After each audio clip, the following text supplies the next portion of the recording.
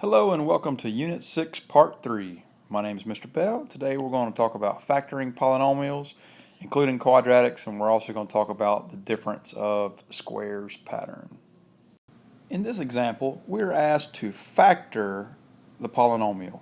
Now keep in mind that factoring is an operation dealing with multiplication and division. Okay, so if we're asked to factor this, we're basically going to break it down into two things or more that multiply together to give me this as the result. Sometimes the opposite or the inverse of multiplying is to divide, so you have to kind of think factoring, think dividing out a factor. So in this case, if we're looking at 3x plus 6, first we have to find the greatest common factor. What's the biggest number that divides evenly into both of them?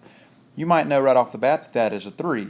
So when you factor out the 3, when you find the greatest common factor, you're not finished factoring the polynomial until you write what's left once you factored out that 3.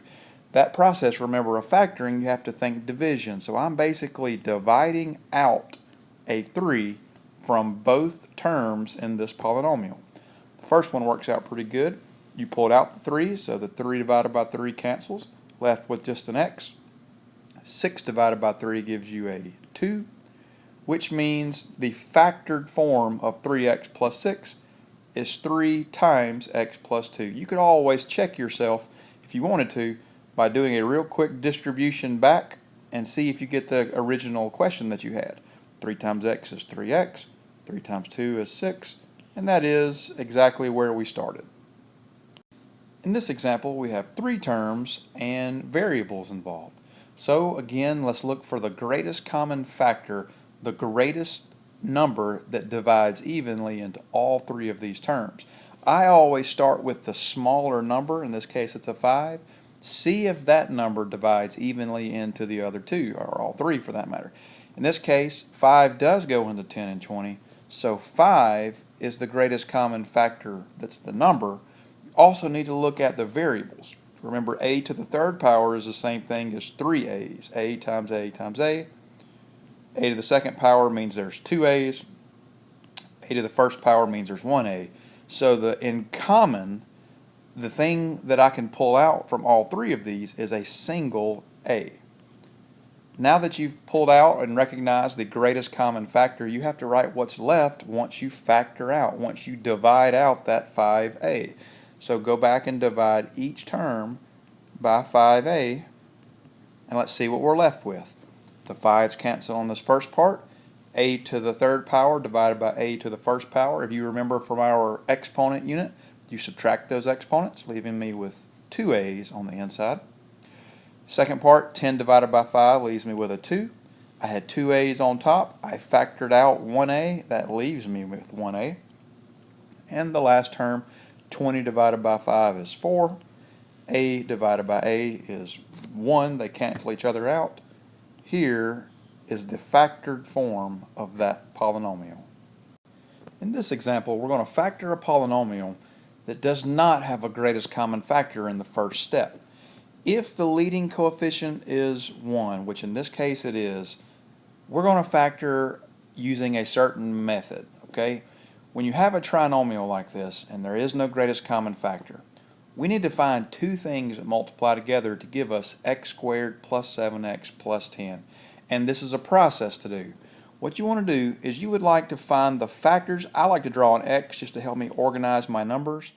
Find the factors of your C term that add up to be your B term.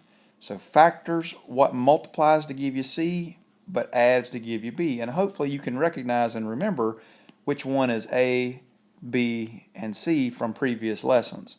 So in this case, we need to find the factors of 10 that add up to be a 7. So let's think for a second. What all multiplies to be 10 that gives you 7? Well, 10 times 1, but that does not add up to be 7.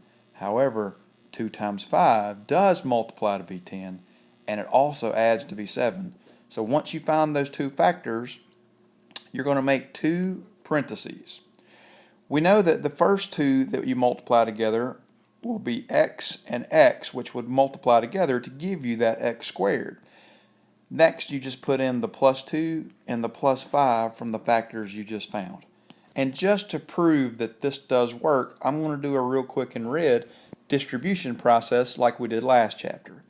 X times x is x squared, x times 5 is 5x, 2 times x is 2x, and 2 times 5 is 10. You would combine the like terms in the middle, giving you x squared plus 7x plus 10, which you notice is our original question. In this next example, x squared minus 4x minus 5, you may notice that there is no greatest common factor that can be factored out of all three. So let's see if the process will provide us some factors. Let's look and see if we can find what multiplies to give you c, which is a negative 5, but adds to give you a negative 4. Okay?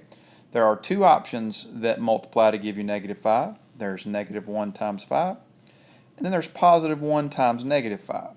You've got to figure out which set of factors will add to be a negative 4.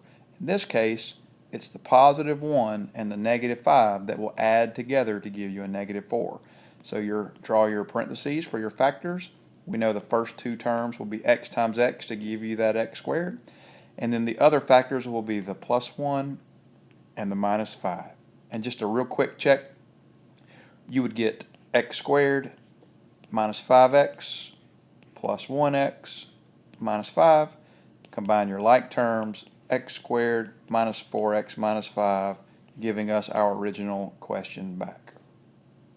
The last two examples I want to show you involve factoring a polynomial that does not have three terms and does not have a greatest common factor. What you want to look for is something called the difference of two squares. Difference implying subtraction. Two squares involving two things that you can take the square root of, meaning the square root of 4 is 2 and the square root of x squared is x. So you kind of need to be able to see this as x squared minus 2 squared. This is the difference of two perfect squares. And the way this works out to be factored, it's always going to be x plus 2, x minus 2 in this case.